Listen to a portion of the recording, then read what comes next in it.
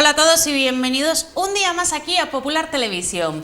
Que la crisis del coronavirus nos ha afectado no solamente físicamente, sino también en nuestras cabezas, que está creando problemas de salud mental muy graves, creo que es un hecho conocido por todos. No es solamente que tengamos miedo a enfermar, sino que también tenemos muchas preocupaciones encima. Pero también hay formas de afrontarlo. De ello vamos a hablar hoy en esta edición de Cantabria de Cerca.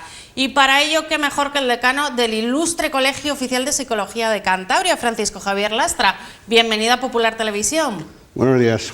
Bueno, encantados de tenerte aquí con nosotros. Sabemos que has venido alguna vez, pero hoy queremos conocer un poco más a fondo ese Colegio Oficial de Psicología de Cantabria. Coméntanos, ¿quiénes sois vosotros? Pues colegios oficiales, concretamente el de psicología, pues tiene como misión un poco dignificar, actualizar, profesionalizar lo que es el ámbito de la psicología y de los profesionales que trabajan dentro de ese ámbito, ¿no? ¿Cuántos psicólogos llevan al colegio? Colegiados hay cerca de 700. Cerca de 700. ¿Es obligatorio colegiarse para ejercer? Efectivamente, según la normativa, es obligatorio la colegiación para el ejercicio de la profesión de la psicología. ¿Qué nos pasa? Pues que en muchos ámbitos, incluso apostaría en la administración, en algunos sectores no se exige, y eso que está haciendo, yo creo, un flaco favor a la profesión, a la dignificación de esta profesión tan bella y tan interesante, y por otro lado, pues confunde un poco a la gente, ¿no? Sobre lo que es la psicología. Hay a veces, relativo a esto que comentabas, hay a veces un poco de confusión entre la psicología, psiquiatría. La gente no tiene muy claro muchas veces cuál es la función de cada uno. Explícanos exactamente qué hacen los psicólogos. La psicología, que es una ciencia, es decir, está basada en parámetros y evidencias científicas, es decir, hay un falso mito de que la psicología pues, es casi como magia, ¿no? o adivinación, o sentarte en un diván y que te lean el pasado, ¿no? Y el pensamiento. Y el pensamiento, y esa falsa percepción de que el psicólogo, de que yo te estoy viendo y ya sé todo de ti, ¿no?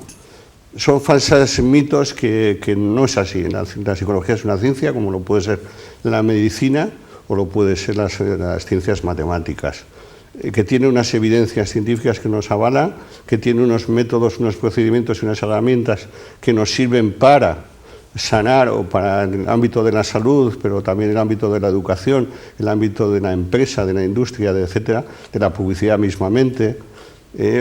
Más ahora con el auge de las nuevas tecnologías vemos cómo hay ciertas, comercialmente, ciertas manipulaciones comerciales en las cuales detrás seguramente hay un pensamiento lúcido de algún psicólogo, quiero pensar, ¿no?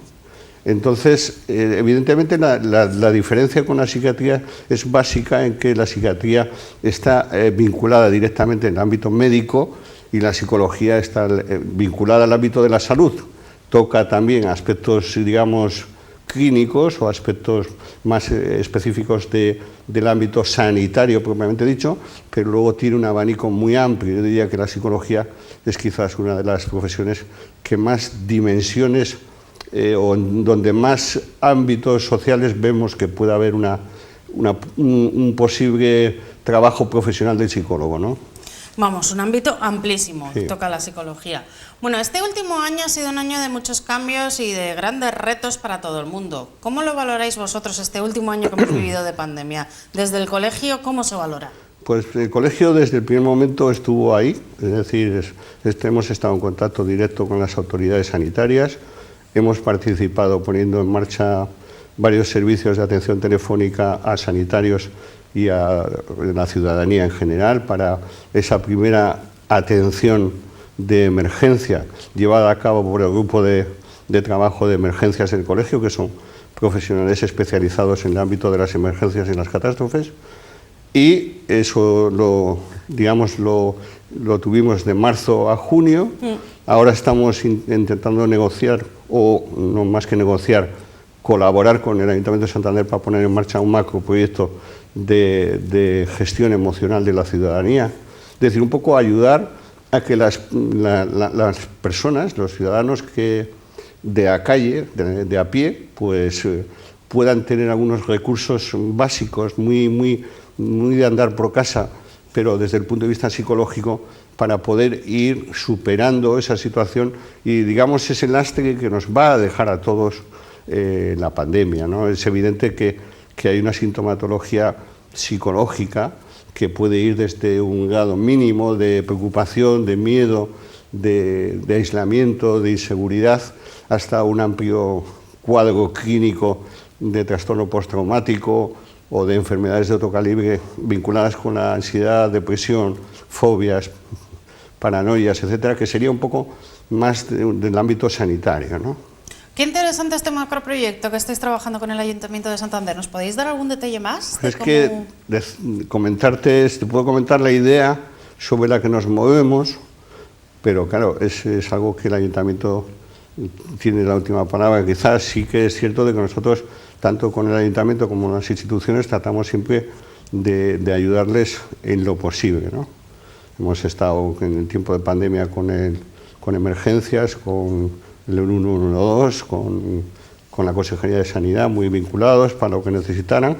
Ahí estábamos y en el Ayuntamiento pues surgió la idea, dentro del plan de choque que tiene el Ayuntamiento, el de algún modo ayudar al ciudadano, como he dicho antes, a afrontar un poco esos miedos, ¿no? Digamos, dar un poco de pildoritas emocionales, ¿no? Entonces, la idea es estar ahí. La idea es en las marquesinas colocar ciertas píldoras, es decir, una píldora puede ser, por ejemplo, no mires tanto las noticias, mira una noticia. Eso, por ejemplo, es un mensaje que nos lo debíamos de asumir muchos, porque estamos, bueno, ya yo creo que ha bajado un poco la intensidad, pero hay gente que se pasa viendo noticias malas todo el día, y ¿qué estás creando en el cerebro? Una sensación muy negativa. Una sensación muy negativa y una sensación de impotencia, porque tú no puedes hacer nada contra todos esos datos, contra todas esas, que es algo que yo pediría también a los medios, es decir, colocar siempre una buena noticia, porque los datos son fríos, son congeladores y heladores y hacen mucho daño. Pero colocar, se ha superado el índice de curados o de sanados en el Hospital Vallecilla. Pequeñas dosis de este calibre son las que nos alimentan. La ilusión se alimenta de pequeñas satisfacciones o pequeñas felicidades, ¿no? Es decir, no existe la felicidad grande. La felicidad se consigue por una suma de ilusiones pequeñas. O sea, en la parte que nos toca somos a veces demasiado negativos. No es que seamos demasiado negativos, tenemos una sociedad muy negativa. Sí. Una sociedad que, es decir, por poner un símil con educación, parece que el error, que la equivocación, lo tenemos un poco incrustado en el cerebro de que es malo. Equivocarse es malo. Si tú no te equivocas, no aprendes. Con la equivocación puedes encontrar la solución. Lo vemos en la vacuna, es decir, la vacuna se perfecciona o se mejora o de algún modo se utiliza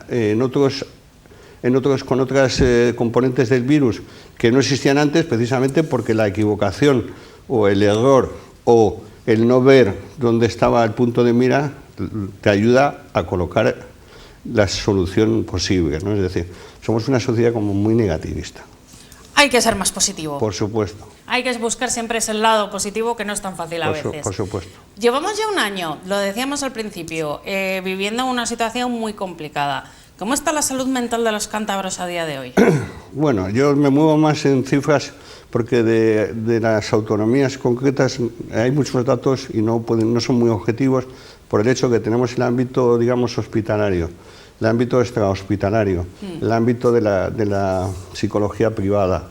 Sí que es cierto y objetivo que en torno a un 20 o un 30% de aumento de consultas psicológicas ha habido. Y en ese camino sí que es muy importante trasladar a la opinión pública el hecho de que busque colegiados, ¿vale? Porque en el camino de cuando yo estoy desesperado aparecen muchos vendedores de humo.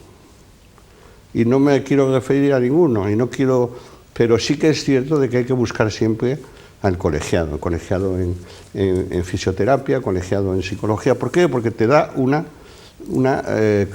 seguridad de que ese profesional está preparado, está actualizado, responde a unos criterios éticos y profesionales actualizados. Un 20% aún así es un aumento considerable.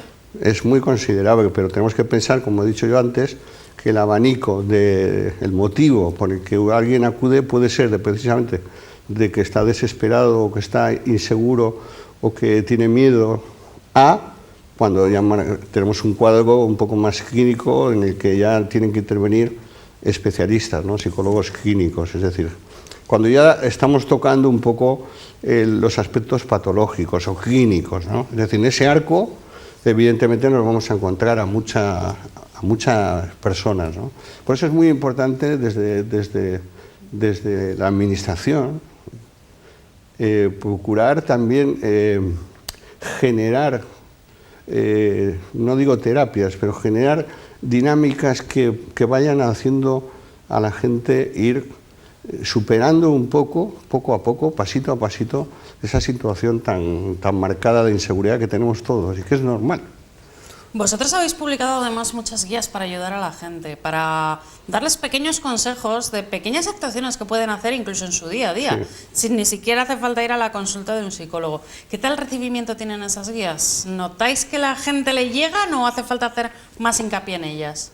En el estudio que hemos hecho de la incidencia de la página web, exponencialmente ha subido la visita enormemente. Entonces, claro, lo que procuramos también, efectivamente, tú tienes a los profesionales ahí a mano, a los que puedes acudir, pero también había que hacer recetas sencillas que muchas veces vienen de otros colegios de psicología de ámbito nacional, con el que tenemos conexiones, y efectivamente hablar de posibles procedimientos de andar por casa, como decimos, para las personas mayores, para los cuidadores, en el ámbito educativo.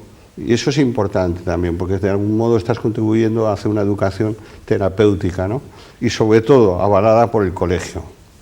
Porque Internet, por profesionales. Exacto, porque Internet ya sabemos que te dicen algo al médico y inmediatamente vas a Internet a saber y te equivocas. Entonces, vete donde tienes que ir.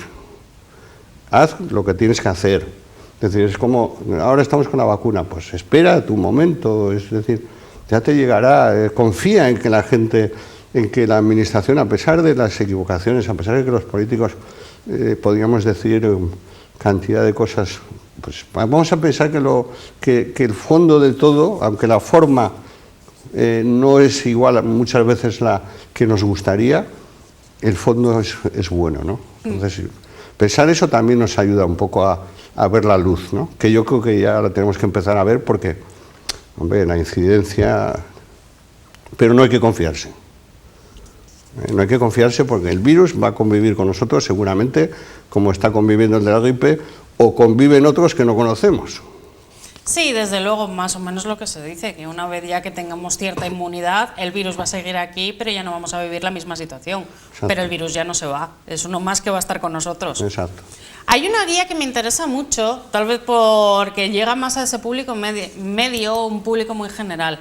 Es Mente en Equilibrio y habla de esos pensamientos, de esos hábitos que podemos cambiar. ¿Qué consejos le puedes dar tú a la población para conseguir, bueno, pues poco a poco ir cambiando esos hábitos, que no nos afecte tanto el estrés, que no nos afecte tanto las noticias negativas, que consigamos manejar esta situación? Es que dar recetas...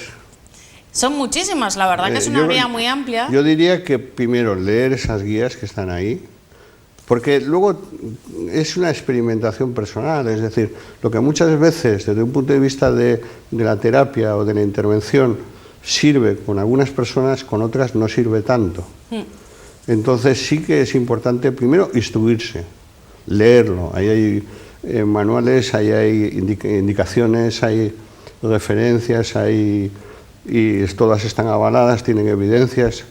Sí que es cierto, por decirlo en términos generales, hemos empezado hablando de la positividad, que es ser positivos.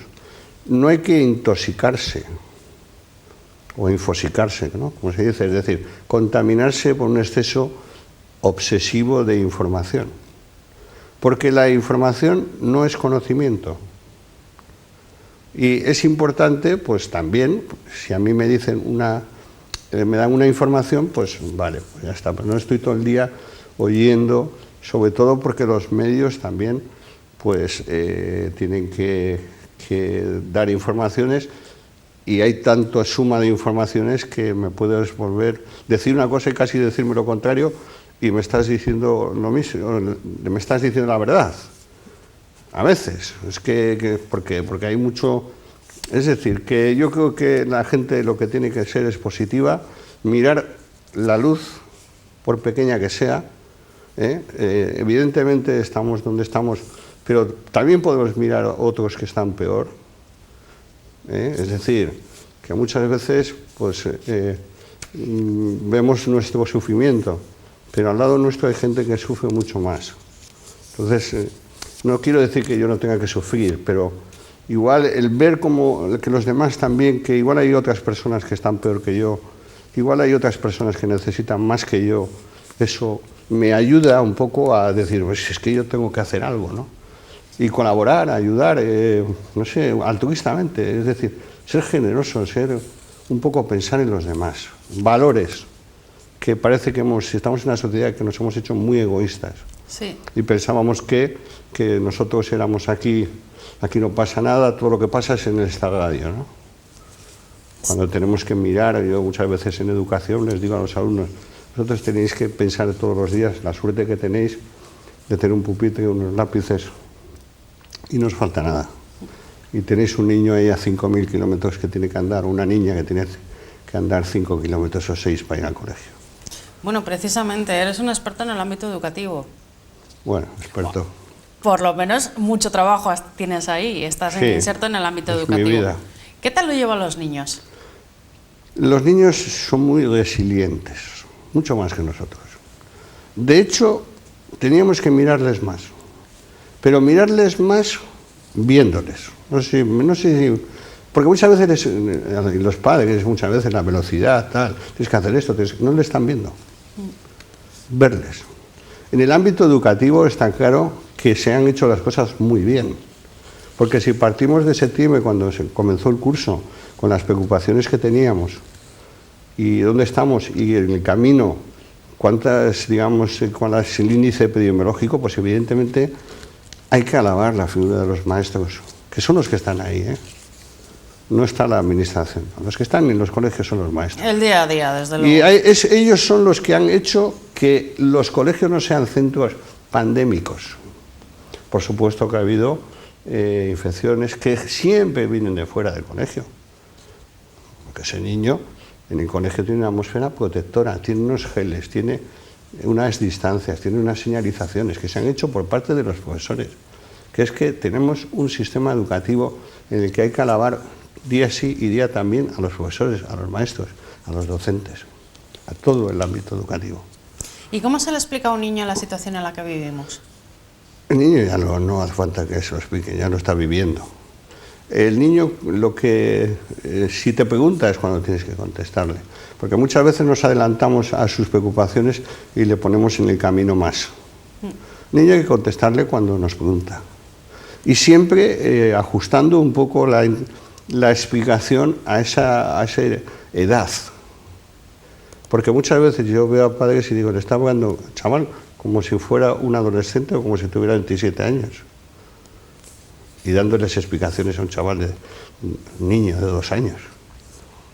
Es decir, pero bueno, también se las damos al perro que paseamos por la calle. Sí, eso es decir, verdad. ¿qué pasa aquí? Aquí hay algo que no, desajustes.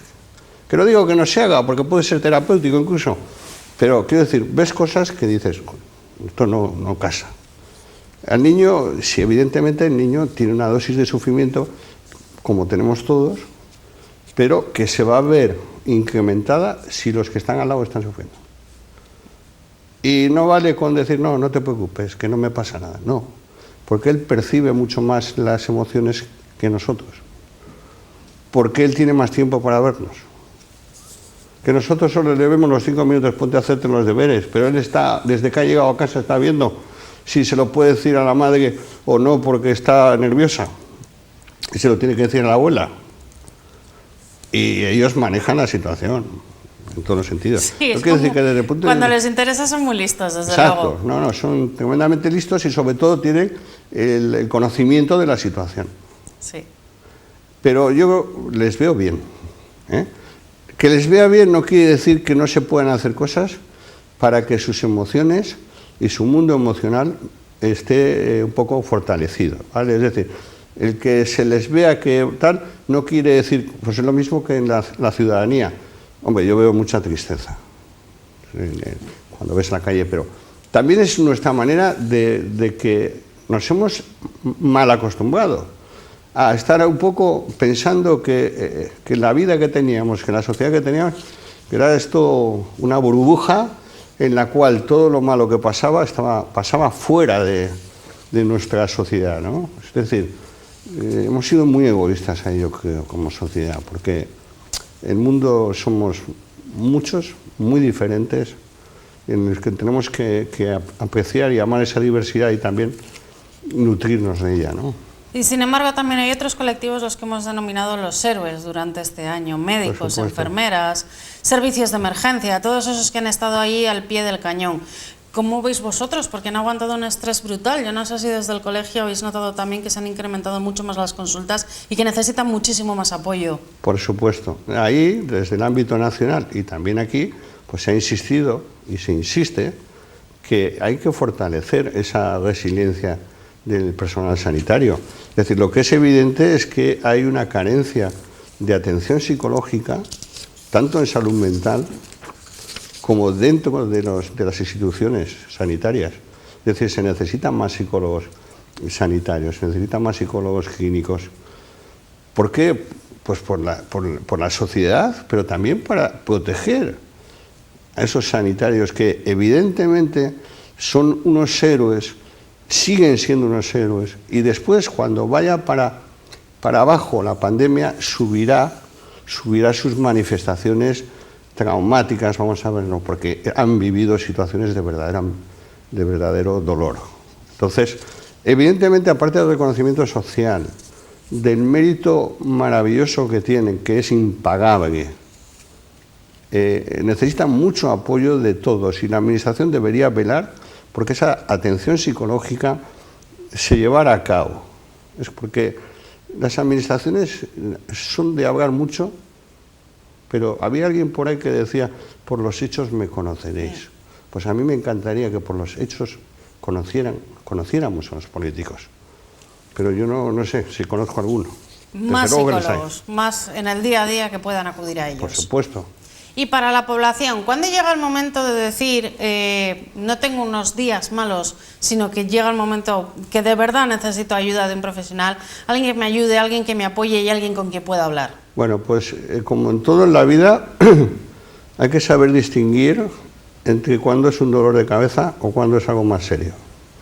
De la misma manera, un psicólogo, cuando yo estoy perdiendo un poco la rutina, el hábito, el ánimo, y estoy perdiendo un poco el vínculo con las actividades diarias, del quehacer diario, me estoy viniendo abajo, pero ya no es un día, ya no es un momento, ya es como una constancia. Estas señales son señales de alarma que nos tienen que decir, voy a acudir a un profesional de la psicología.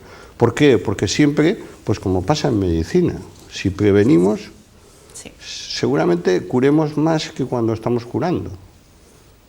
Pues por el hecho de que no es lo mismo un síntoma que un trauma o que un síndrome, es decir, un conjunto de sintomatología que ya te aboca a una terapia mucho más compleja y complicada. Bueno, Francisco Javier Lastra, nos quedamos ya sin tiempo, pero muchas gracias por haber estado en Popular Televisión. Yo me quedo con ese mensaje de que hay que ser más positivos en el día a día y hay que ser más positivos en la vida. Que problemas siempre vamos a tener, que siempre van a venir cosas negativas, pero que podemos llevarlo de otra forma. Por supuesto, pues muchas gracias a vosotros por invitarme y bueno, pues aquí estamos. Y muchas gracias también a todos ustedes que nos han visto. Esperamos que esta entrevista les haya servido para algo, porque desde luego queremos transmitirles un mensaje, ese mensaje de que hay que ser positivo, que sí que es cierto que vivimos momentos muy complicados, muy duros y muy difíciles, pero que también hay luz al final del túnel. Vamos a volver en este caso el próximo martes a partir de las 10 de la noche y vamos a hablar con uno de esos colectivos que hemos denominado los héroes, en este caso con la presidenta del Colegio de Enfermeras, esa nueva presidenta que acaba de estrenar su cargo hace muy poquito. Vamos a conocer qué planes tiene para el futuro y qué tal están viviendo ellos todos estos meses tan complicados. Recuerden, próximo martes a partir de las 10 de la noche, aquí en Popular Televisión.